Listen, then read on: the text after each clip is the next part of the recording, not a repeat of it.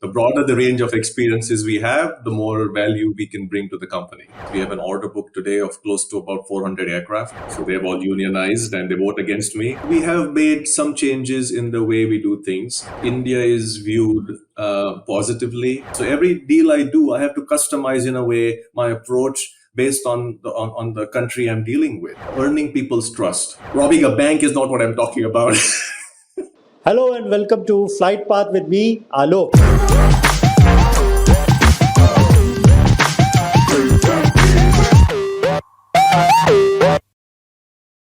Hi everyone. Welcome once more with me at Flightpath with Alok. I'm recording the second episode of my podcast, and today I have the pleasure to host Mr. Kishore Korde, Executive Vice President from Lease Corporation. First of all, welcome. Thank you very much for making time to join me for this podcast, and I'll appreciate if you can maybe just give us a little intro about yourself. That will be great. Please. Well, thank you so much, Alok, for the invitation. It's always a pleasure to talk to you, and I've known you for many, many years and watched as you grew acumen, from strength to strength over the years. So it's my pleasure to have this chat with you. And as you, started off, I am on the origination side at ALC. That's what I would say is the bread and butter of my job description. But that's only one facet. I also am involved in aircraft trading.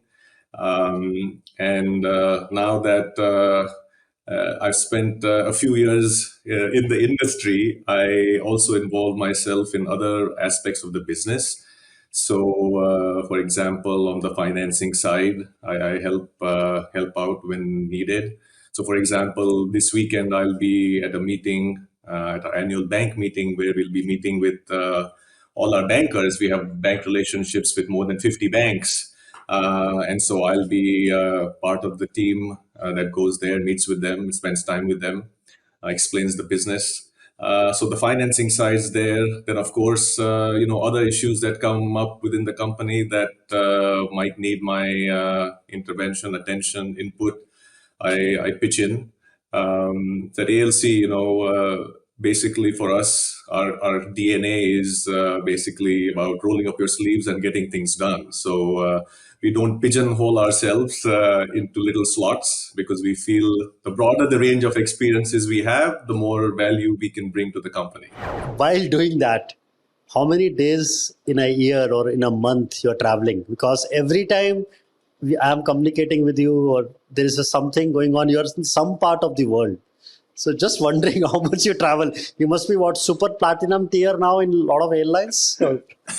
I don't know. At least I like to tell people we are supporting our lessees by actually flying on them and buying their tickets. So we are doing our part to keep them going. Right.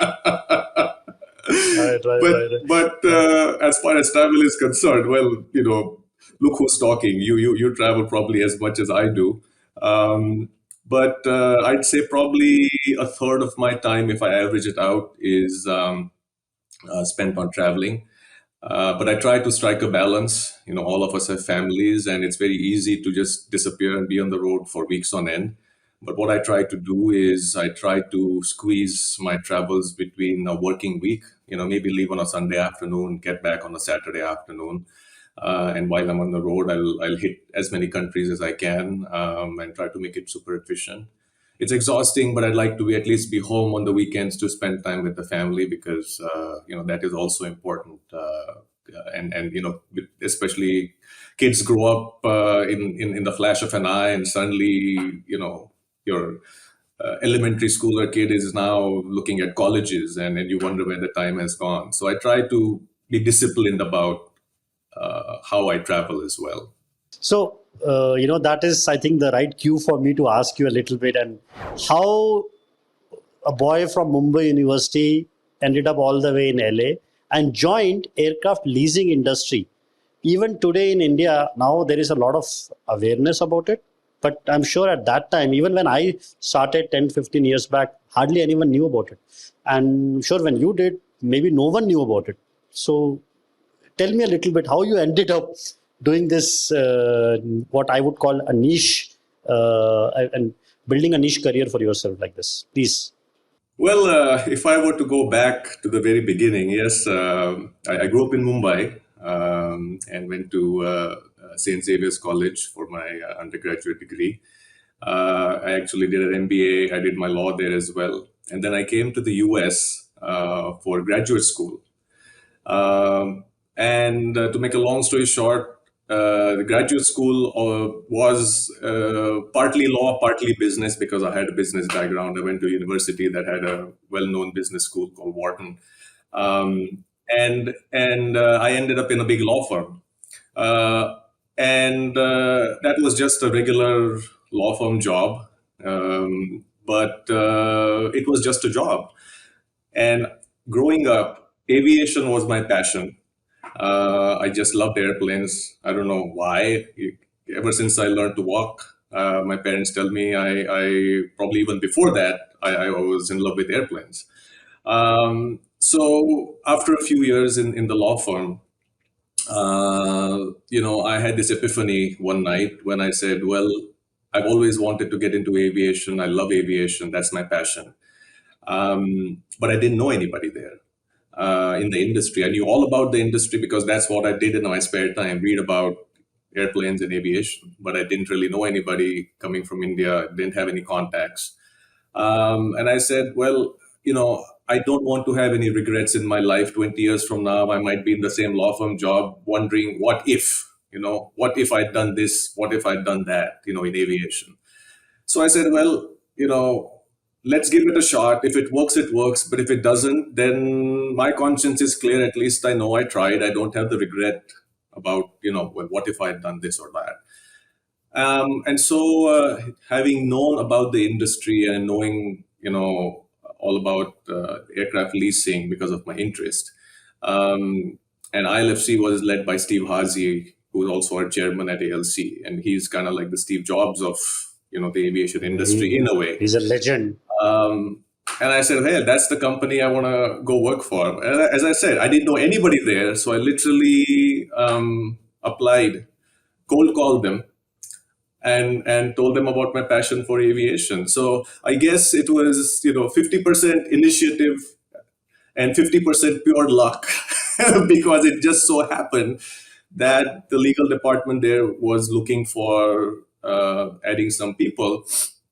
But the what was even more lucky for me was that the then general counsel of ILFC, she had actually filled the spot, and she nevertheless, for reasons only known to her, took a chance on me and gave me a job. and here I am 20 years later,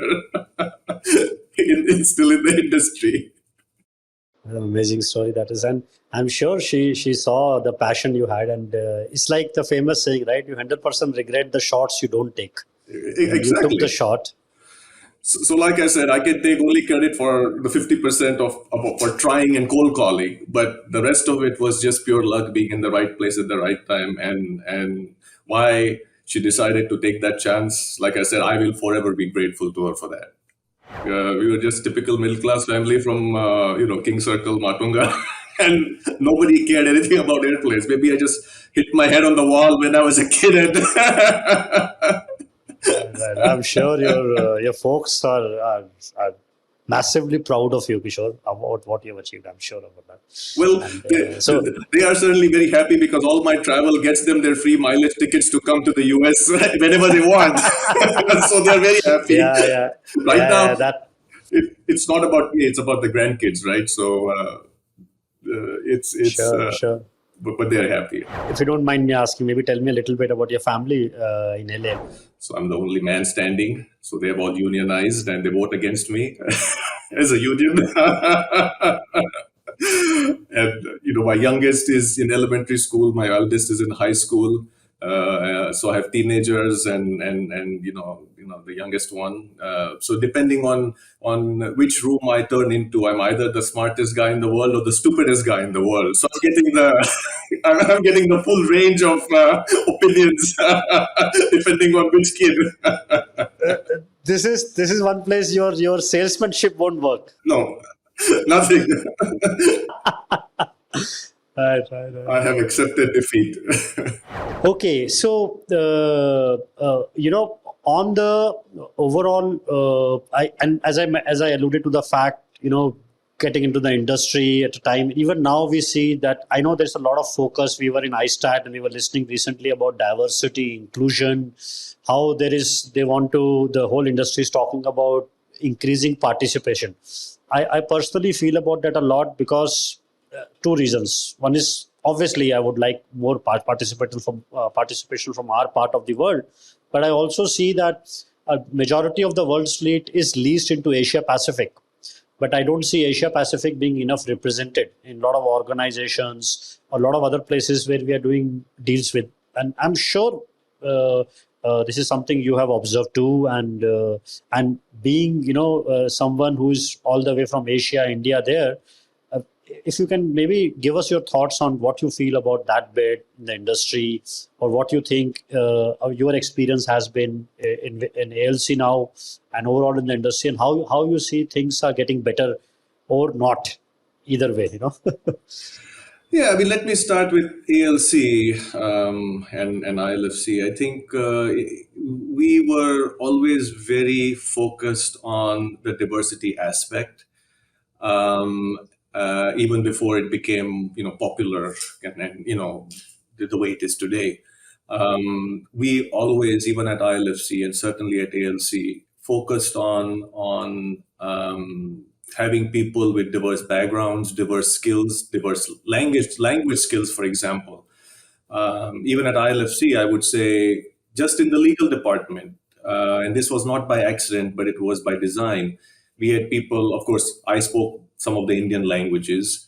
We had French speakers, Spanish speakers, Russian speakers, Arabic speakers, Chinese speakers, Spanish speakers. And so this is just in the legal department. And we felt that by, if we were to be a global leasing company, to help to serve our customers better, it was helpful to have people with those backgrounds, diverse backgrounds, who could then relate to the customers that much more easier. And that extended to other departments as well. And the same is true at ALC. We have people from different nationalities. Even, in fact, Steve Hazy, our chairman, he was born in Hungary, and he has a very interesting life story as well. How, when the Russians took over and invaded the country, they escaped and made their way to the U.S. But that's a whole book in itself. But the focus has always been on this diversity. Then in terms of male versus female roles, as you know, aviation so far has been, let's admit, a fairly male dominated industry. But at Yes, ALC, we yes. are certainly trying to do our part in terms of empowering women, elevating them to positions of responsibility. So, our chief accounting officer, our head of HR, our general counsel, head of contracts, probably Sarah Evans, and many more. We have are women. There be women in leadership positions in the company. And the job is not done yet, and we certainly hope to keep improving on that. But these things are important, I think, and it's the right thing to do, and it's also the right thing for our customers, because we bring to the table a team that can really relate to them, and we try to match people to accounts where they are best positioned to serve the customer in the best way possible. To encourage more diversity, not in terms of just gender, when gender diversity is in focus, but overall background, people's background, race, language. What do you think can be done better as an industry participant? I think as an industry, we may need to make more conscious efforts to give people the chance. And we found at ALC and back at ILFC, if you give somebody the chance, you are very often pleasantly surprised how they can blossom into the role. We have to be conscious that there could be unconscious or unintended biases in the way we think and think of when we think of matching people to a particular job description. Nobody intends to consciously put somebody down or ignore somebody, but all of us are human beings, and I think there's plenty of research now. We all undergo diversity training, even ourselves here at ALC, and it's interesting to see how psychologically the human mind works. And as I said, unintended, even if it's unintended, sometimes you might not be looking at a particular candidate who might actually turn out to be really good. And I think we have to make a conscious effort to give people the chance to see if they would be a good fit. And as I mentioned at the very beginning of the podcast, I'm Exhibit A. If that general counsel at ILFC hadn't given me the chance, I wouldn't be here today. Right. Let's move the conversation on to a little different topic about the business, general. So it's a publicly traded company, right? And it will be great to know from you if you can explain the business model in general. How typically a lessor operates. What does a lessor do? Somebody who's just trying to get in the industry or is curious about it. If they are the target audience, what do you think should be the message for them to hear as to what this business is all about? And coming from you, it will have a lot of, I think, traction or value. That's why I'm requesting you to elaborate on that. Yeah, well, for somebody who has no knowledge really or background of what leasing is, I think the one fact that perhaps one can talk about at the very beginning is that, especially post-COVID, leasing contributes to about 50% of the global airline fleet now. It used to be closer to 40%, but now post-COVID, I think it's gone to around 50%, and some people think it's going to go up even higher. Is the big secret of the aviation industry that the average person has no clue about. Most people have no idea that when they step on an Indigo plane, for example, it's basically owned by some lessor. So I think that's the big sort of secret in the aviation industry vis-a-vis people who are not in the aviation industry, So clearly, when you hit 50% of the global airline fleet, it is a significant, portion which cannot be ignored. And so leasing obviously is now mainstream. It's critical. It's no longer niche. When Steve Hazy started ILFC back in 50 years ago. So that's one. And then in terms of the leasing models, they of course different lessors have different leasing models.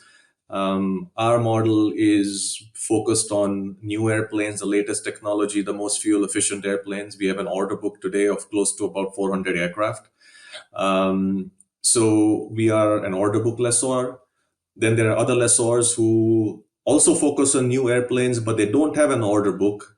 So they get their planes by doing sale and leasebacks with airlines like Indigo or Akasa, or now, soon, Air India. So they are a SLB lessor. May I use that term? Yes. If you are an order book lessor, right? Exactly. Yeah. So sale leaseback or SLB lessor. And then you also have other players who focus on older used aircraft, midlife aircraft. So there's, different types of lessors who play in different parts of the sandbox, so to speak. But for us, it has been always focused on being an order book lessor. For us, it has given us a strategic advantage. We are often the ones who launch new aircraft types. So at ALC, for example, we have launched the A321neo LR, the A321neo XLR, the 330neo, the 787-10. So that has been our strength. And we also feel, especially in these times with the focus on ESG, we want to be focused on the most environmentally friendly, fuel efficient aircraft that are possible. And some of the airplanes we have launched, of course, not only are they the latest technology, but in terms of how they are contributing to the environment, they are really punching above their weight. So, for example, if you look at the A321neo XLR, it's a plane with a very long range. And not only is it giving you the 15%, 16% fuel savings over a 321, CEO, but because of its range, it's actually replacing a 330. So you're not really effectively looking at a 15% saving, but maybe a 30% fuel burn saving because of the range, it replaces a 330 rather than a 321 CEO, Airbus will be thanking you for this marketing. Well, that's a fact. I'll, Yes, right. I'll send them an invoice after the podcast. I, I should send them this clip and say, listen, if you want the whole thing, you have to come on board as a sponsor. Yes. But Who you knows? but you see what I'm saying. I mean, these airplanes are Yes, getting yes, so yes. much more efficient, and with their added capabilities, they really are replacing far more fuel guzzling airplanes. So Yeah, we yeah. try at ALC to stick to that, part of the sandbox. I think you have very nicely defined difference between you as a leasing company, ALC, I mean, other lessors, they're categorized into 3, 4 categories. And an aircraft leasing company, essentially, what is and not necessarily talking about ALC, but in general, a leasing company, how does a leasing company really make money? The three legs of the stool, if I were to use that analogy, are basically the first leg is try to get the airplanes, buy the airplanes at the cheapest cost. The second leg of the stool is finance them in the cheapest way possible. And the third leg is lease them out at the highest lease rate possible. And that basically are the three legs of leasing. You have simplified it. You have simplified it too much, and I'm sure there are many layers in between. But if I may just say something, obviously there is big talk about the order book from India, right? Recent orders of Air India, especially huge order, and there is talk that Indigo may be placing some orders soon to match that. Let's hope that happens, inshallah, as they say. But while that is going on, in the Indian financial and aviation journalism, the talk is all about SLBs. All they talk about is, and because I think people are looking at Indigo's success, and Indigo's success has been largely built on SLB model, or at least their capital efficiency is what is widely believed.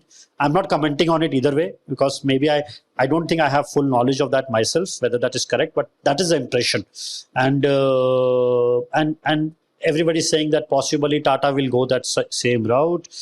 They will look at doing that because that gives them capital efficiency. And one of the reasons is, which is said at least widely, is that the airlines are able to get the airplanes at a better price for various reasons, because they're an operator and there are a lot of bells and whistles associated with their orders, right? And then they are able to sell them at a premium to a lessor and then get it back as a lease. However, in ALC's case, you are placing an order and you're entering a market. So basically what I understand is, essentially by using that model, you are deriving the same advantage, and you are doing it possibly at your own terms in comparison to many other lessors. Am I right in understanding that? I would tend to agree. We feel that our order book gives us a strategic advantage. In that sense, we are more in control of our destiny in terms of the supply of airplanes that we have access to. Um, Clearly, there is a role for sale leasebacks and sale leaseback lessors. But in that case, I would think, a sale leaseback lessor is more dependent then on the supply of airplanes from airline A or airline B or airline C. And if for whatever reason airline A or airline B decides not to do sale leasebacks, then that supply of airplanes dries up. In that case, those lessors then may be forced to, if they want to keep growing, they would be forced to go to other lessors and maybe make portfolio purchases. So there are other ways for them to get access to airplanes. But for us, this has always been our focus. Um, and as we like to say, in good times, airlines need our order book. In bad times, they need our balance sheet. That's kind of the way we describe the ALC situation That's a great at the analogy, Kishore. lessor. Can you explain that a little bit? What you mean by that? So with respect to the first part, which is where about the airlines needing our order book, because we are often the launch customers for a particular airplane model, we get early access to the early delivery positions, and very often, and that's where the strategic advantage comes in. We have very often been able to secure delivery positions for airplanes, which are sold out for years. If you go to Airbus today and say, here, I have a zillion dollars, but I want to buy some 321 neos, Airbus will say, that's wonderful, but wait for another 5-6 years. That's where that's the back of the queue. Whereas we have, by virtue of being a launch customer, as I said, we launch customer for the 321 neo LR, the XLR, we have early positions. So even if people might have the money, they might still not be able to get those positions, and they will have to come to a lessor like ALC or and some other order book lessor, and to get access to those positions. So that's what I mean by in good times they need our order book. In bad times they need our balance sheet, because we again one of the key aims for us is to build a fortress balance sheet. Obviously, airplanes are not cheap, but we also want to diversify the risk in funding sources. That's why, as I mentioned earlier, we have a bank group, and that's in excess of 50 banks, and that's just one part of it. We are an investment grade company. We raise bonds on Wall Street, and we focus on unsecured lending. So what we are doing is financing ALC as a company, as opposed to financing each airplane on an individual basis. And that gives us a lot more flexibility to help airlines in terms of their specific needs. In bad times, airlines need that kind of support from the lessors, and COVID has shown that the lessors significantly help their customers, and that's where the second part of my statement Right. comes into That's play. very well explained. Thank you. And the I think the one other piece of this whole puzzle is that that allows basically airlines who are focused on a certain aircraft type on their operating model to avail your order book and launch those unique business models. If they're uniquely focused on like you're saying, the new tech is more ESG compliant or has more fuel efficiency, that then allows them access to that kind of technology more easily rather than waiting in the queue for a few years. That's yeah. Oh, absolutely. And it's not just waiting in the queue. There are airlines that don't have the financial strength to buy 100 planes. There are startups that we have helped to support, which have now grown to being huge airlines. But they started out with 2 airplanes, 3 airplanes, 4 airplanes, and for airlines who don't have the financial strength of a British Airways or a Air France, leasing becomes really the way to enter, the aviation industry. That they won't otherwise be able to launch if leasing wasn't there, because the residual value risk, the cash outflows that you would have if you were to actually buy a plane, go away if you're just leasing it from somebody like us. A lot is happening, and a lot more needs to happen, but a lot is already taking place. And there are two topics which are of interest to me. First one is obviously the order book, the big orders getting placed, and from a leasing industry perspective, how is India viewed now compared to what it was 10 years back, and especially after this recent order has come out? What is the perception, and what are the opportunities? If you can Maybe add on that. I think it's safe to say that India is viewed positively by the leasing community.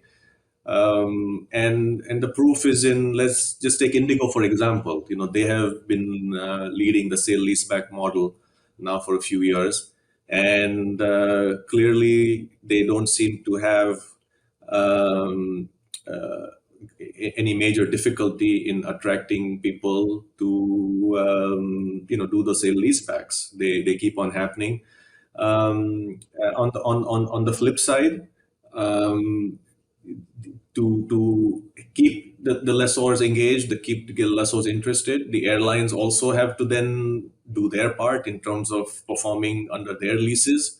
So it's a good win-win situation for both, and then it becomes a self-fulfilling prophecy. Once we say, oh, this airline is performing under leases, then more people are interested in doing sale leasebacks, and so on and so forth. So I think the perception certainly has improved since the Kingfisher days. Um, but at the end of the day, God forbid there's another, airline failure. But the proof of the pudding will be also in terms of how it all pans out. If in case an airline runs into trouble, because that also factors into the risk assessment that the credit committees at these different lessors will engage in. Little bit of history, obviously. SpiceJet came into a bit of trouble 2013-14, and then Jet Airways, we know, went belly up 2017-18. My experience as an asset manager in this region is that Jet Airways was far better managed from a regulation and regulatory perspective. Uh, Not trying to divert, but I know Cape Town, India is a signatory, but the Cape Town Convention Act has still not been enacted in our law. And it is going on. I am aware that it is under review and it will be enacted soon. But you're right that things have improved, but it will only be as good as, let us see what happens next. And the other area, which I think again you are very close to it, possibly because of your links in India and the market. What is Indian government doing? GIFT IFSC City. India is trying to create an ecosystem where aircraft leasing can be enabled from the Indian soil. So you know the Indian business space very well. Plus, you are a lessor sitting thousands of miles away in LA, in US. So you are in a very unique position, personally, I think, and your perspective will really matter. So I think on the whole, these efforts are positive. Certainly, it's a recognition that the government sees that leasing is a big part of the aviation industry today, and should get the recognition it deserves. So it's nice to see that the government is trying to take steps to enhance and develop a leasing environment in India. Um, Looking at the issue from outside the country, I know people have spoken to me expressing concern about whether this would change if the next government comes in. Uh, you know, um, Unfortunately, whether we like it or not, we still have the legacy that cases like the Vodafone tax case have left, and people look at those kinds of situations and say, well, how will I be assured of certainty in terms of these policies staying the way they are today? Investors need that continuity. They need the reassurance that things will not change because a new government comes into power, because that also obviously affects people's decision making, and the lack of certainty or continuity plays into the risk assessment that I think people from outside the country will engage in. So I think the reassurance or that things will not change. And if there are policies that are announced today, those policies will continue. Those are the kinds of things I think that investors from abroad will look at. Can I just go a little deeper into this? The government has actually created, the Indian government, I mean the IFSC, which is effectively a special economic zone for financial services, and they are creating this. They have created a number of sandbox environments for different industries. One of them is aircraft leasing, obviously. What you just said is extremely valid from an outside investor's perspective. I'm just wondering that what, from your point of view, would you like to see happening to put those concerns at rest? Is there something which can be done which you feel will go a long way in giving a right message or putting some of these concerns to rest? Okay, that gives assurance. Because the only other way I see it, time will pass and somebody will take a bet and set up. But that's like a slow organic process, right? But is there something you feel which can be done from a rule making perspective or from legislation or anything else which you feel which will allay some of these concerns? Well, I don't know if there's a magic silver bullet, that solves the issue. I think it's a collection of different data points that people will look at. I mean, for starters, you mentioned Cape Town. The concept of Cape Town has been around for more than 10 years now, and we are yet to sort of go through the entire process. We're getting there, but that for starters would be, I think, something that is low hanging fruit. Then on a broader level, I guess people will look at how, and when I say this, I'm not talking of only aviation, even outside of aviation, how these different tax laws, rules, etc., are being implemented, honored, and that all feeds into what opinions people will form about the aircraft leasing space, particularly specifically in India. So it's basically, I don't think an issue of one particular thing solving it's sort of a nationwide perception that people will basically be looking at. I mean, one of the things,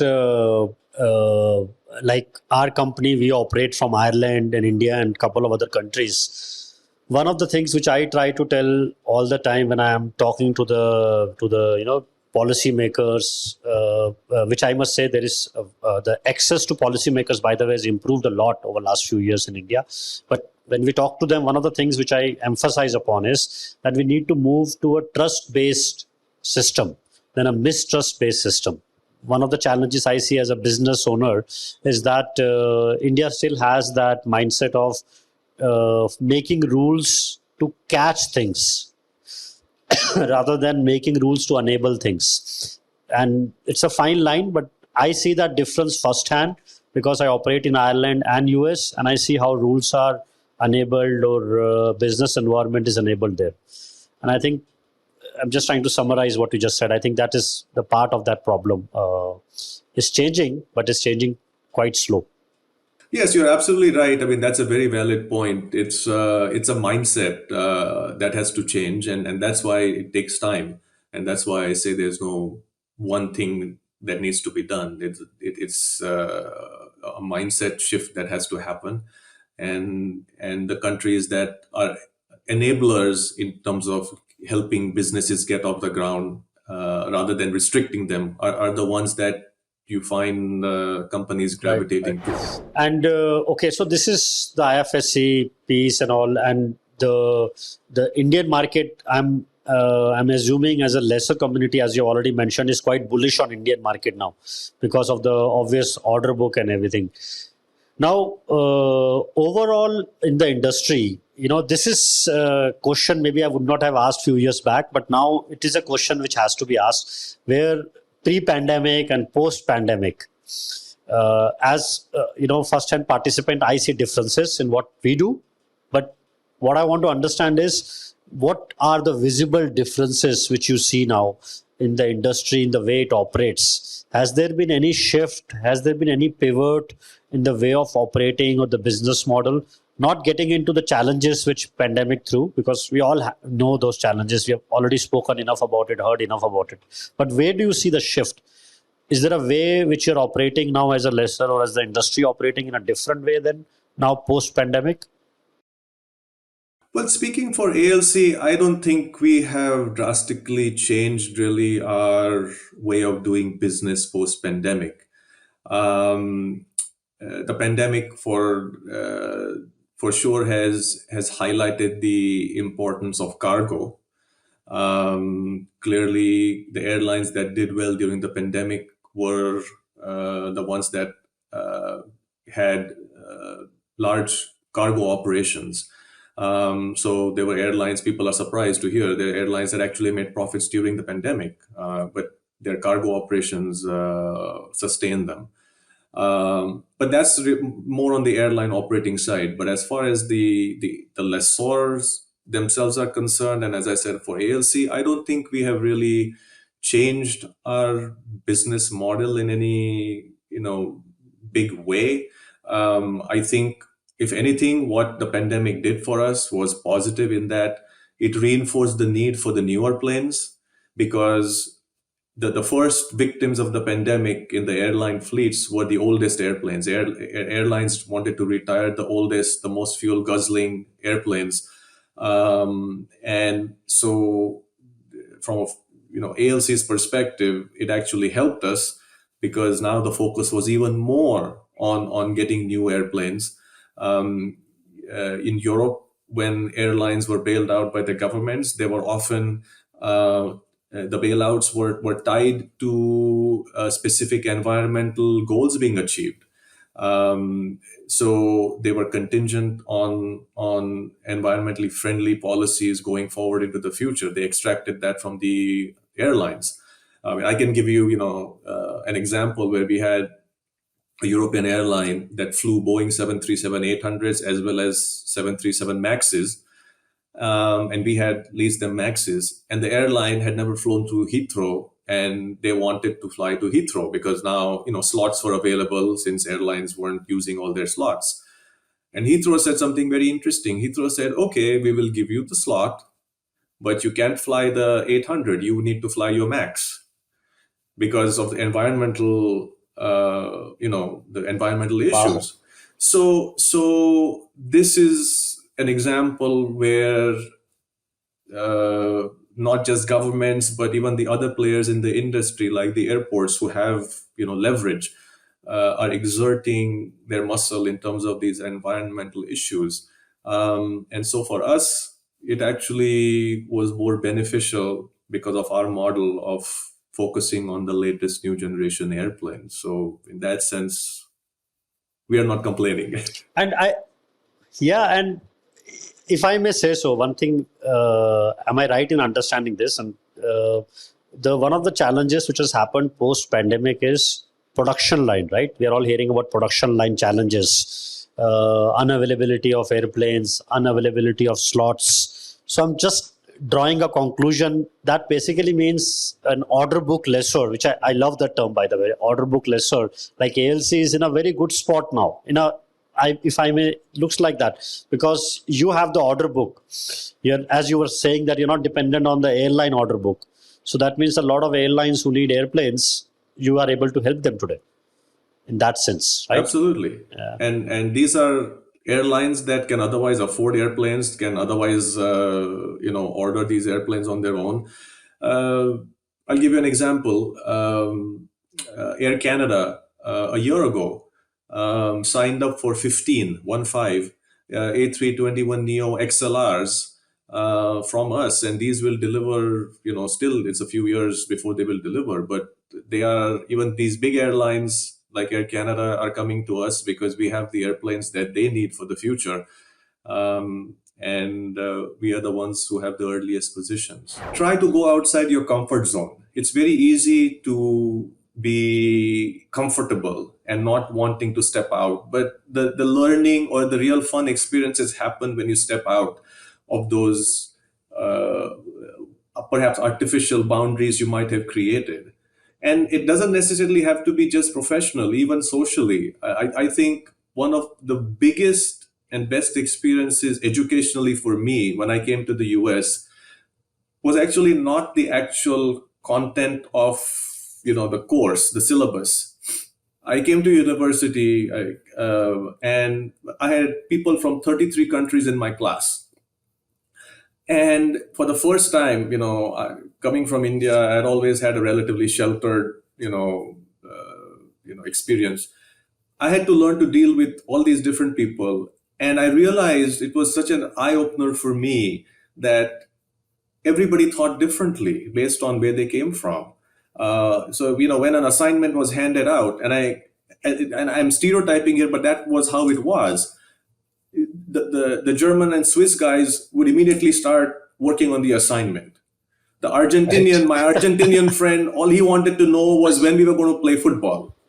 You know, my French colleague wanted to go out and have a smoke, and What about you? What about you? and and I was just kind of caught in between, trying to figure out how do I make these people work as a team and get this Right, project right. done. It has served me well in my job because my job is a very global job, and it helps me when I'm discussing a deal with an airline in a particular country, even if I don't understand the nuances of all the nuances of the culture. At least I know there are differences, and I have to be sensitive and deal with them in a particular way, as opposed to one size fits all. So every deal I do, I have to customize in a way my approach based on the country I'm dealing with.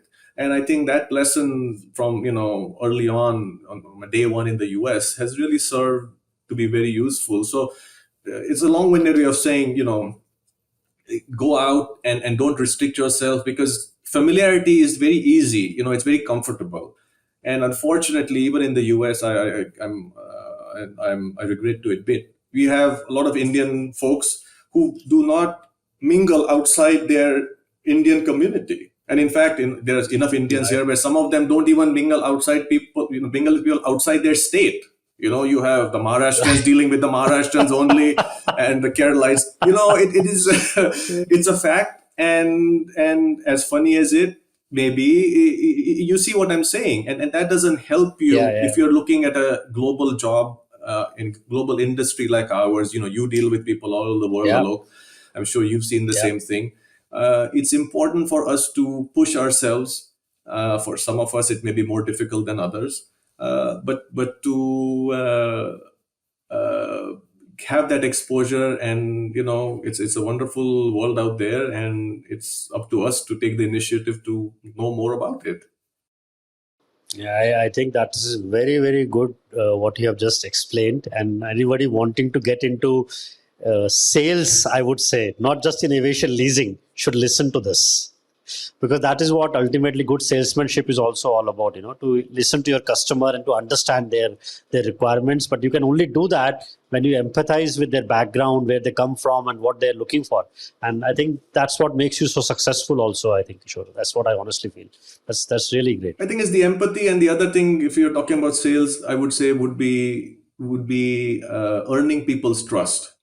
And by that, I don't mean being a yes man. I think if your customers see you as a trusted advisor, that means you give them good news, you give them bad news. People ask Yeah, me about airplanes, and ALC has pretty much every airplane type available. So I can lease. If somebody says I want airplane type A, I'll give it to them. But my first question usually is, well, what are you going to use the airplane for? Is this the right airplane for you? And there have been times when I've had to tell them, well, I'm not really sure I agree with what you're trying to do. Maybe this other type might be the better one for you. I mean, you think about it, they analyze it. But building that trust is also important, and sometimes that means saying no. it's interesting you mentioned that. Yeah, I've had similar experiences. Yes, and I know what you mean. Exactly. That basically brings you closer to your customers. We're just being honest and transparent and giving them the best advice for their business. Yes, I Exactly. agree. We are reaching the very end of this conversation. I've taken a lot of your time, Kishore. Thank you very much once more. I wanted to ask you a couple of things which I know the audience we have will like to hear. Uh, how do you what do you say, or what is your guiding principle when you, if you have to say to somebody who's trying to enter the industry, an executive, a young girl or a young boy who's trying to get their foothold in the industry, what advice do you have for them? I wanted to know if any challenges have been thrown in your company's way. You have explained the business model, but from a human resource perspective, we have heard a lot of human resource labor related issues in supply chains, right? In OEMs, in MROs, in airlines also. Uh, as a company, have you, or is the industry, have you heard any noise about that, or have you faced any such challenges where you're finding it difficult or different, or the people's expectation are now different when they're coming back to work, or have you seeing everything is same? We have made some changes in the way we do things. We have a hybrid work week now, where we have we can spend a couple of days at home, and then we have some days in the office. I think that is the way the world seems to be going, and we have to keep up with the times.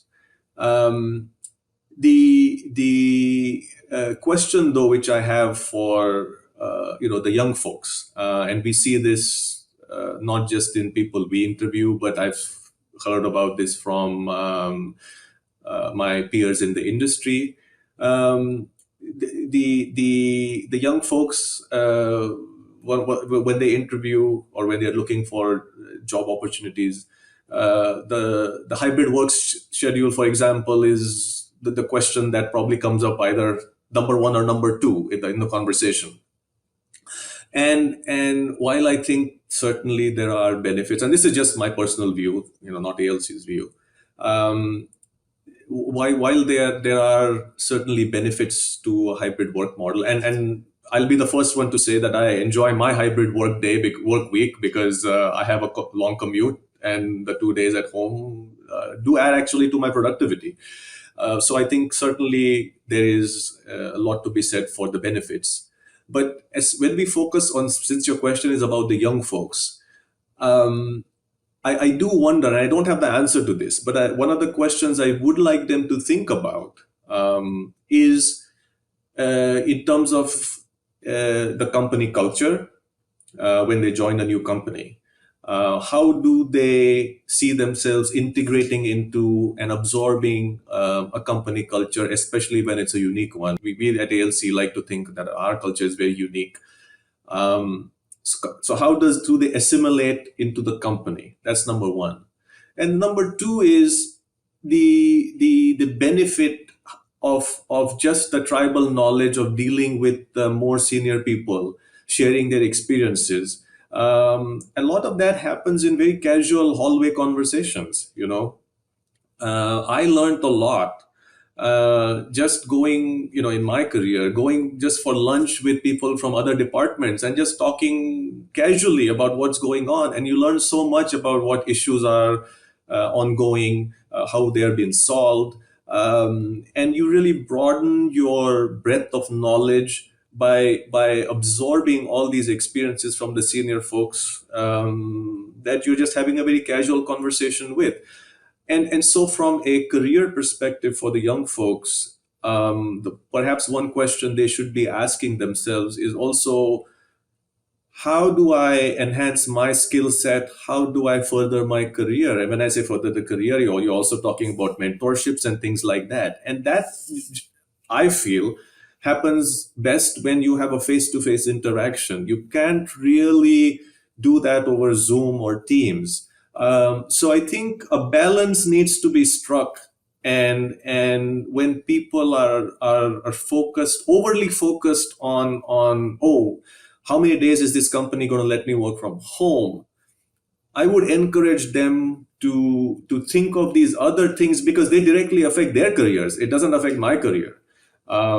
because they have to integrate into a new company. They have to learn about the company, get to know the people, get to know their experiences. And my personal view again is that there should be, you can't forget that aspect of this new hybrid work culture, and you can't just have the pendulum swing entirely to a work from home. Now, of course, I'm generalizing here. I'm talking specifically about our industry. There could be very well industries where you don't Right. need to do that. You can, if you're programming something, maybe, yeah, 5 days a week at home is fine.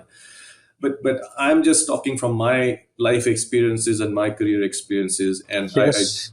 I would encourage the young generation to ask those questions or think about those questions, because ultimately it Yeah. benefits them, in terms of their learning and career progression. Um, It's a very good point. so that would be, my take on the post COVID developments. And as far as advice to people, I it sounds like a cliche, but really love what you do. That is really, really important. All of us, including you, we work really hard. There is no free lunch. And so it's really, really important to love what you're doing, because otherwise we'd be miserable. So it's a cliche, but I think that's one. The other one, and that was sort of part of my life experience, as I mentioned earlier. Don't be afraid to take a chance. You never know where it can lead. One of the good things about America. America is not perfect, but one of the good things about America, I think, is this fact that failure is not frowned upon. It's not a stigma. It is the DNA generally is about, hey, trying something. If it fails, it fails. You go on to the next thing. Pick yourself up and go forward. But the pioneering entrepreneurial spirit, I think, that exists in this country, and I know, I grew up in India, is very different than what I grew up with. So I would encourage people to take that chance, and you never know where it leads. And of course, Yeah, yeah, yeah. it's obviously within reason. I mean, robbing a bank is not what I'm talking about, but within obviously reasonable boundaries. Um, you don't want to have those regrets. I know we have gone over time, and I'm assuming you're working in hybrid mode today, work from home. Yes, So we're not yes, making you yes. late No, to go no, in no, traffic. no, no. And Okay. and and with you, it's always a pleasure to have these chats. Anything you want to say as a final message? Would love to hear that. Well, the final message really is to really thank you for this idea, and for taking the effort, because it involves a lot of your time and commitment to go find people like me to talk, and you're trying. I really applaud you for bringing aviation a little closer to the folks, especially in India, who are perhaps looking at aviation as a career but don't know too much about it. There's so many different aspects to aviation, and you are playing an oversized role in helping the next generation. Make their decisions about what kind of careers they want to pursue, and certainly I think the young generation in India owes that to you. Okay, Kishore, thank you very much for your time. Much appreciated. And I have the habit of shaking my hand still in this kind of calls. Yes. So that's why I'm saying thank you very much for giving us so much time and your insights. And I'm sure when we go live with this, a lot of people will find it very useful. Thank you. Well, that's just my 2 cents, as they say. And thank you again for the invite. It's always a pleasure, Alok, to talk to you, and keep up the good work. So take Thank you. care. There's an old saying on Wall Street, you can't fight the tape, right? And this goes back to the old analogy of a ticker tape. Details matter. One of the things that I've learned having the opportunity to live in Singapore is that there is life and opportunity outside of the US. There's a distinct difference typically between the ISTAT appraisers that are looking at aircraft versus parts. There's this saying, do something you love and you'll never work a day in your life. And I have that luxury, right? I love aviation. It's a challenge for all of us to get young people to understand that there's more to aviation than being a pilot or an engineer.